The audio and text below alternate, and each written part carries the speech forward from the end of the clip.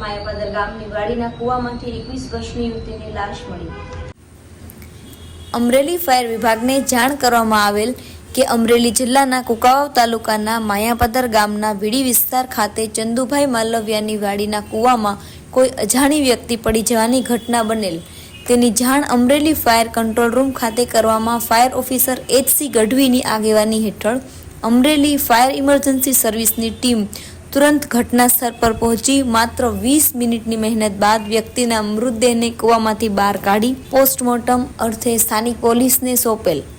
પ્રાથમિક તપાસ કર્યા બાદ મૃતકનું નામ ઋતિકાબેન ચંદુભાઈ માલવિયા, ઉંમર વર્ષ 21 જાણવા મળેલ છે।